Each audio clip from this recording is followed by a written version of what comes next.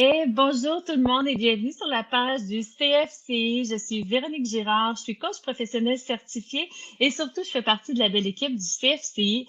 Et aujourd'hui, je suis en compagnie de coach Père Antoine Thierry Edagne. Bonjour Père Antoine ou coach Antoine. Bonjour, coach Véronique. Je suis content de faire cette expérience avec toi, cette expérience de l'échange, non seulement de l'échange, mais échange de vie, d'expérience. Oui. Je suis coach Père Antoine. Ça peut créer de la confusion, pas la confusion, mais beaucoup de choses. En fait, derrière le coach qui parle ce soir, il y a un prêtre Ouais. de l'Église catholique romaine, un prêtre qui appartient à la congrégation des Pères Piaristes, un ordre religieux dédié à l'éducation des enfants et des jeunes dès leur bas âge. Donc, le, chez les piaristes, nous sommes aussi appelés pères piaristes. La formule, c'est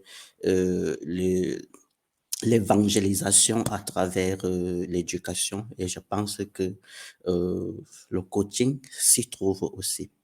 Mhm, bien sûr. Et avant un coach et avant un père, il y a aussi un être humain. Il y a un Antoine. Il y a d'abord l'être humain qui vient de quelque part, qui vient du Cameroun, D'accord? et, en Afrique centrale, et qui vit en Autriche aujourd'hui, dans le cadre de la mission, dans le cadre des projets de ma congrégation, des projets de présence ici en Autriche, pour renforcer un peu nos communautés de l'Europe qui sont moins dynamisées en termes de personnel. Mais ce n'est pas un remplacement, c'est de la mission. Oui, Hmm, nous accomplissons la mission du Christ, aller dans le monde entier. d'accord. C'est une belle Oui, mission. oui. J'aimerais que tu me racontes un peu ton parcours de vie qui t'a fait découvrir, qui t'a amené en fait à découvrir le coaching et à découvrir la PNL. Qu'est-ce qui t'a amené jusqu'à ce monde-là? Très bien, très bonne question. Qu'est-ce qui m'amène au coaching, à la PNL? Voilà. Est-ce que j'étais destiné à la PNL, au coaching? Peut-être oui, peut-être non. Mais en fait, quand j'ai fini ma formation initiale comme prêtre, je suis envoyé dans la maison de formation. D'abord, il faut dire, dans cela, nous sommes un ordre religieux des éducateurs. Je suis religieux, éducateur et prêtre. Donc, dès ma formation pour la prêtrise, j'ai été moulé euh, dans la pédagogie, dans la formation. Ça, c'est peut-être l'avant mon coaching. Bon, quand j'ai fini ma formation initiale, j'ai été ordonné, je suis envoyé dans la maison de formation. Donc, je suis encore dans le cadre de l'accompagnement. Après, je suis parti à Rome. J'ai suivi une formation des formateurs pour travailler pour servir comme formateur de nos plus jeunes candidats. Donc, je pense que toute cette histoire me préparait déjà au terrain du coaching et notamment du coaching PNL. J'arrive donc de- au coaching par une certification en développement personnel parce que ça a toujours été mon milieu. J'ai toujours essayé de devenir la meilleure version de moi-même. Mais j'aime pas utiliser cette expression meilleure version de soi-même. Je pense que je préfère plutôt le terme authentique. Hmm, Devenir l'être authentique est endormi en nous. Tu vois, mhm. chacun de nous a un être plus intérieur qu'il doit laisser éclore. Parce que Ouais. nous sommes déjà nous-mêmes. Dit que devenir la meilleure version, non, nous sommes nous-mêmes, pleinement nous-mêmes, mais je crois, je tends plutôt à plus d'authenticité, à plus de vérité de la personne que nous sommes. Donc, c'est comme cela, je passe donc par une certification en développement personnel. Donc, Entre-temps, je suis aussi consultant en développement personnel. Je fais partie de ceux qui ont vraiment ouvert les formations au CFCI. La première promotion des gens qui ont été formés au CFCI. Après, le projet a évolué. Dans mes recherches, je tombe sur un livre. En faisant ma formation en développement personnel comme consultant, je tombe sur un livre, je vais te le montrer. C'est un livre qui, qui crée le déclic. Voilà. Un coach nommé Jésus. Oh. Un coach nommé Jésus, alors j'achète le livre. Je suis tombé sur le livre à partir du Facebook, du compte Facebook d'un prêtre camerounais. C'est un prêtre jésuite. S'il m'écoute, c'est le père Ludovic Lado. S'il m'écoute, qu'il sache qu'il avait posté un livre qui a changé la vie de son confrère prêtre quelque part. Et vraiment, je suis entré dans le livre. Je n'avais pas encore vu les évangiles analysés et lus sous la perspective du coaching. C'était Mm. merveilleux. J'ai dit, je vais jusqu'au bout, je vais faire une formation en coaching. Et c'est comme cela que je suis allé jusqu'à faire toute ma formation de coach en parallèle avec la programmation neurolinguistique. Mhm. C'est vraiment intéressant comme parcours et parfois on n'est pas conscient que quand on partage quelque chose sur Facebook, que ce soit un livre, que ce soit un vidéo YouTube, on n'a pas, on réfléchit pas toujours à l'impact que ça peut avoir chez quelqu'un. Et je trouve Mhm, ça beau de voir que juste le fait que quelqu'un partage un livre, que tu décides de t'y intéresser, ça l'a changé un peu ton parcours de vie et ça t'a amené jusqu'à faire ton coaching, ta PNL et de faire tout ce chemin-là de vie. C'est impressionnant et c'est important de comprendre qu'on a tous le pouvoir euh, d'inspirer les autres, peu oui, importe oui. qui on est. Et c'est une dame, c'est une femme, c'est une dame merveilleuse qui a écrit ce livre. Ça s'appelle Sophie Soria. Il faut que je le note. Le livre est de Sophie Soria et le livre est merveilleux.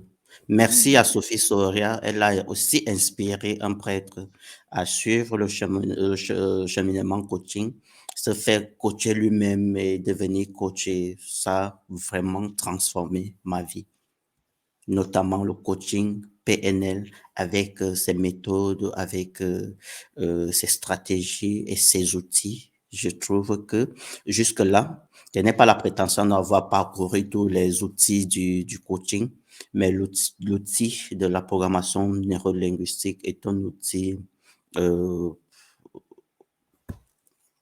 c'est un outil intégral, global et total pour transformer les vies, euh, pour amener vers cet être authentique vers lequel nous tirons tous à être. Mhm.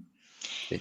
Qu'est-ce que ça a changé pour toi euh, de connaître les applications du coaching, la PNL?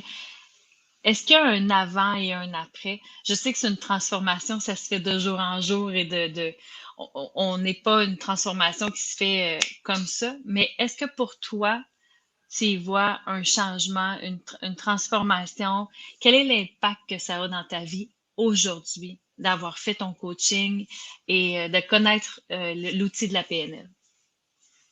La transformation, elle est réelle, n'est-ce pas? Elle est réelle et elle est continue. Il y a certainement un avant parce que vivre la formation, euh, c'est une chose. Terminer la formation, c'est une autre chose et commencer à vivre après cette formation qui n'est pas terminée. Je pense que les formations ne doivent pas se terminer. Il y a une dynamique de continuité dans toute Mhm. formation parce qu'on ne fait pas la formation pour l'abandonner dans des casiers, mais vivre pleinement la formation au jour le jour, c'est l'élément le plus déclencheur. Donc, en allant dans le sens de ta question, il y a un après-formation. L'être que je suis aujourd'hui, après avoir suivi la formation n'est pas ou n'est plus l'être, la personne Antoine, le père, le prêtre que j'étais avant la formation. J'ai grandi en humanité. C'est comme Mm. cela, c'est comme cela que je voudrais résumer cela, parce que le prêtre se veut un expert en humanité, mais s'il ajoute les outils du coaching et de la PNL, vraiment, il devient A++++++. Donc, je le vis au niveau sur le plan personnel. Sur le plan personnel, j'essaie de vivre, pas que j'essaie, je suis attentif et je suis conscient de l'être que je suis de manière continue. Ça, c'est la présence en moi, être présent dans l'être que je suis, partout.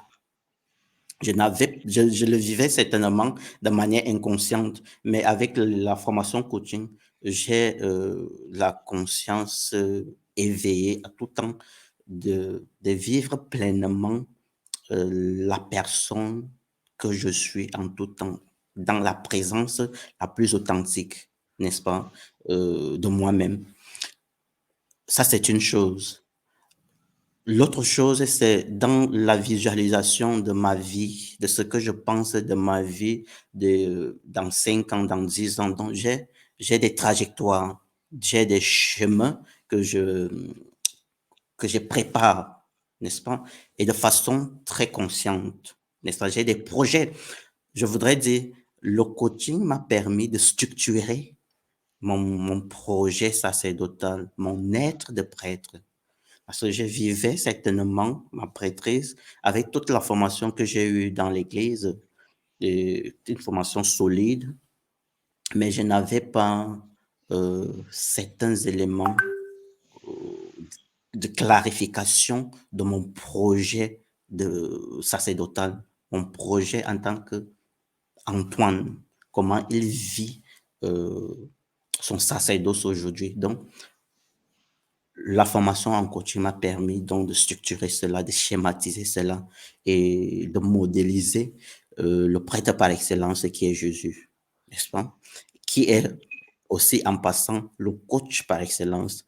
Et donc, les techniques de la PNL m'ont permis, notamment la modélisation, m'a permis de pouvoir modéliser, c'est-à-dire poser un regard sur les compétences de Jésus sur moi, me, m'approprier les compétences de Jésus. Je n'ai pas la prétention d'avoir fini le cheminement, mais c'est un cheminement continu, n'est-ce pas? Donc, voilà, sur le plan personnel et sur le plan ministériel dans le sens de mon service dans l'Église pour le peuple de Dieu. Je suis de plus en plus attentif dans le rapport avec les autres, avec les fidèles. Donc, la, le coaching, les techniques coaching, les techniques de PNL me permettent de créer un rapport de bienveillance avec ceux qui sont autour de moi en paroisse. Vraiment la bienveillance qui tire aussi ses origines dans la Bible, dans les attributs aussi de Dieu. Mais parfois, je vivais ces affaires, tous ces éléments de manière inconsciente, mais après s'être passé dans les formations de coaching et de PNL, je le vis de manière plus sereine. Mm.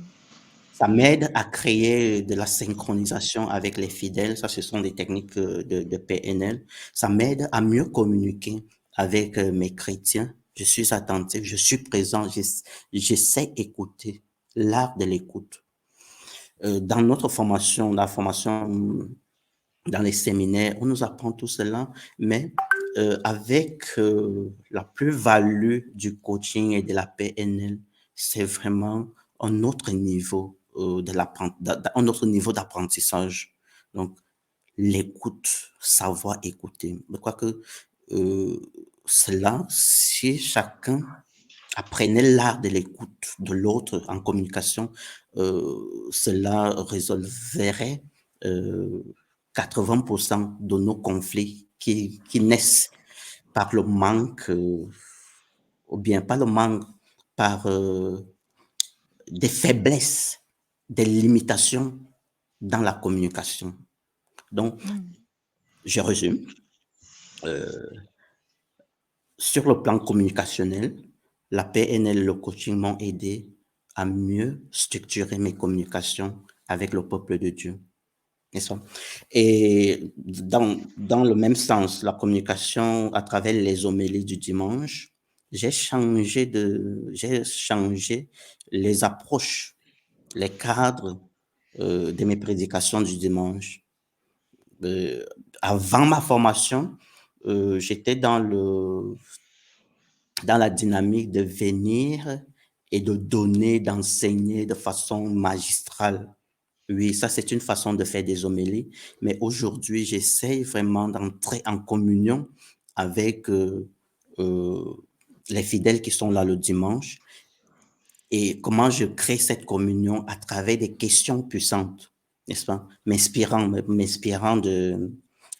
du texte du jour, parce que les homélies, ça se fait à partir du texte du jour, de l'évangile du jour.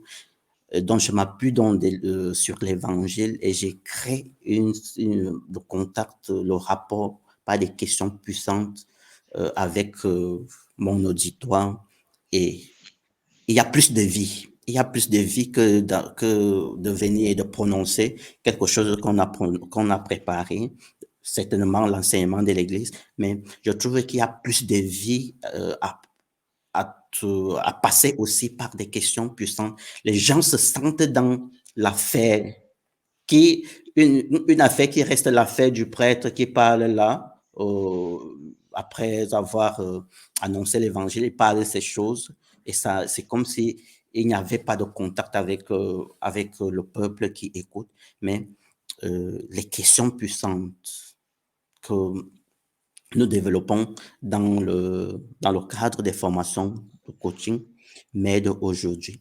Et Jésus, Jésus a souvent utilisé les questions puissantes dans ses rapports avec des personnes qu'il rencontrait. Donc, et quand on lit les évangiles avec le regard coaching, on se retrouve. On se retrouve et là, on fait de Jésus le coach par excellence. Voilà, plus ou moins comment ma formation en coaching, ma formation en programmation neurolinguistique est en train de modéliser davantage, structurer l'Antoine que je suis aujourd'hui. Le processus n'est pas terminé parce que il faut qu'il devienne, il faut que la finalité, c'est de faire un avec toute la dynamique de la formation et de vivre cela, d'être compétent de manière inconsciente. Voilà, voilà un peu, voilà l'horizon. Voilà Mm. l'horizon. Est-ce que tu as l'impression que d'être coach te permet aussi de créer des liens peut-être plus facilement avec les gens qui viennent justement à toi par rapport à l'Église ou dans des autres sphères? Je te partage un petit bout d'une expérience à un moment donné à l'Église. Le prêtre, pendant son homélie, nous s'est mis à nous parler d'un livre qui s'appelle Le Why Café, qui est un livre de croissance personnelle. Et moi, ça m'avait touché que ce prêtre-là ait lu un livre que moi j'ai lu. Et j'ai Mhm, senti un lien très proche avec cette personne-là. mhm, Et par son partage et j'ai fait ah wow. Je me souviens que comme moi qui écoutais assis dans l'église, ça m'avait touchée mhm, de d'avoir quelqu'un qui avait fait une formation, qui avait lu des livres de croissance personnelle. J'avais vu la différence. Donc, est-ce mhm. que toi, tu la vois, cette différence-là, par rapport aux gens qui viennent à toi? Est-ce que c'est plus facile? Est-ce que ça crée des liens? Est-ce que ça crée des discussions, peut-être même? Tout à fait, tout à fait. Tu sais, aujourd'hui, malheureusement, tout le monde ne voit pas le développement, la croissance personnelle, le développement personnel. sous un bon œil. On voit cela comme de la manipulation et je m'inscris en faux. Je m'inscris en faux avec cette tendance. C'est vrai, il peut avoir des perversions. C'est pour cela qu'il est important de faire des formations solides et professionnelles, de ne pas traiter de ces questions de l'extérieur. Quand on entre dans le développement personnel de manière sérieuse, ça, ça nous reconstruit. Ça reconstruit l'humain, l'être qui est déjà en nous, et ça nous permet donc d'entrer facilement en relation avec les autres humains. Et cela m'amène à dire que la croissance personnelle ou bien le développement personnel ne nous exclut pas dans les rapports avec les autres. Ce n'est pas, ne conduit pas à un égoïsme. C'est important de le noter que les formations en développement personnel et les formations en coaching n'ont pas pour finalité de faire jaillir un ego qui n'est pas capable d'entrer en relation avec les autres. Une bonne formation en développement personnel, en coaching, euh, nous donne les outils de communication les plus, les plus efficaces. Quand je parle de communication, c'est le rapport avec les autres. Mhm. Le rapport avec les autres. Et cela, ça fait grandir. Ça fait grandir non pas seulement le coach ou bien la personne accompagnée, mais ça fait grandir l'humanité en général à votre petit niveau, n'est-ce pas? Ça nous permet d'être humains autrement, dans la bienveillance. Mhm. Le mot de la bienveillance est, est, est le concept de bienveillance euh, est important ici à souligner parce que si dans notre rapport, il n'y a pas de bienveillance, tu vois, tout est fauché. Tout est fauché dès le début ou bien pendant le processus. Et ce rapport de bienveillance, c'est vraiment aussi le socle de la relation avec les autres. Ouais. Et on apprend à être bienveillant. On apprend, on peut avoir des talents innés, mais il est davantage bien d'apprendre à être bienveillant parce que c'est pas toujours évident.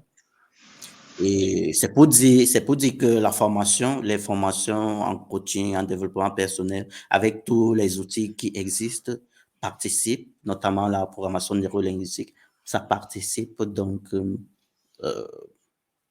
à créer de contact avec les autres. Je voudrais, si tu le permets, si tu le Bien permets, je sûr. voudrais, euh, je profite de cette occasion pour, euh, pour invoquer un concept africain très important aujourd'hui, le concept de Ubuntu, n'est-ce pas? Ubuntu, et je crois que c'est un concept que les formations en coaching devraient aussi récupérer pour enrichir euh, les processus de formation. Ubuntu, c'est je suis parce que tu es. C'est le rapport, c'est la relation, n'est-ce pas? On veut dire que Mhm. mon être ne devrait pas exclure ta présence, n'est-ce pas? Ubuntu, c'est un concept qui a été développé en Afrique du Sud par Nelson Mandela et Desmond Tutu. Et je crois qu'aujourd'hui, dans le cadre du coaching, parce que je suis aussi africain, c'est un Africain qui parle, je crois que c'est un concept qui me permet de mieux visualiser, de mieux clarifier. C'est un outil du coaching, n'est-ce pas? Ubuntu. Bien. Je suis parce que tu es. Donc, nous participons tous ensemble à, à une humanité commune, n'est-ce pas? Mhm. Mon humanité ne devrait pas exclure ton humanité, quel que soit le lieu, l'endroit du monde où tu sors, n'est-ce pas? Oui, exactement. Et pour moi, le coaching, le développement personnel, la croissance personnelle, euh, c'est un endroit où, pour moi, c'est l'âme qui est mis en premier et non l'ego. Ouais. Oui, je n'ai pas seulement voulu toucher, toucher la partie de l'âme, mais en réalité, c'est la finalité hein, du processus de croissance, n'est-ce pas? Passer du soi, passer du moi au soi. Ça, c'est Carl Gustav Jung qui le développe dans sa psychologie. Dans la psychologie de l'individuation, l'individuation et non de l'individualisation. C'est vraiment le passage entre l'ego et l'âme. L'âme qui est la partie bienveillante de chacun de nous. Mais il est aussi important de connaître qui nous sommes. C'est le travail qui doit se faire sur le plan de l'ego. Mais après avoir fait ce travail, il faut s'ouvrir aux autres. Et c'est la partie où l'âme intervient et nous aide à atteindre cet accomplissement de soi et de l'être. Merci, merci pour ce beau partage. Merci vraiment beaucoup. C'est moi qui te remercie. C'est moi qui te remercie et merci pour ta disponibilité. Je suis Merci sûre pour que ça va inspirer plein de gens. merci pour ta présence. Tu vois, on est loin, mais tu es présente. Merci pour ton écoute. J'ai beaucoup parlé. Je parle souvent beaucoup. Mais j'espère que j'ai dit de bonnes choses. Merci pour ton humanité aussi. Ton humanité. Merci pour ta féminité, n'est-ce pas? Oui. Oui, oui, oui. C'est un bel échange et je savais que ce serait un bel échange. On se connaît peu, mais déjà ce que je connais de toi, je me dis, ah, ça va être plaisant, je vais apprendre des choses et je vais apprendre à te connaître un petit peu plus. Je te remercie vraiment de ta disponibilité, Mhm, de tout ton partage que tu as accepté de nous livrer. Je pense que ça peut inspirer des gens qui sont en communauté, qui sont en congrégation. Ça peut inspirer plein de gens qui vont se reconnaître en toi. mhm. Moi, Surtout que c'est ce qu'on voulait. oui, je voudrais faire de mon coaching euh, un entrepreneuriat de la bonne nouvelle, n'est-ce pas? Je suis prêtre qui est annonciateur de la bonne nouvelle, qui porte la bonne nouvelle, mais dans cette annonce de la bonne nouvelle, il faut porter des projets, il faut entreprendre, il faut être proactif, et c'est cela le coaching, l'auto-coaching. L'auto-coaching. Donc, je me définis, le prêtre coach que je suis aujourd'hui, je me définis comme entrepreneur de la bonne nouvelle. Et cette bonne nouvelle, elle est vérité. Hmm. Cette bonne nouvelle, elle est réelle. La bonne nouvelle, c'est l'accomplissement de soi. C'est aussi cela.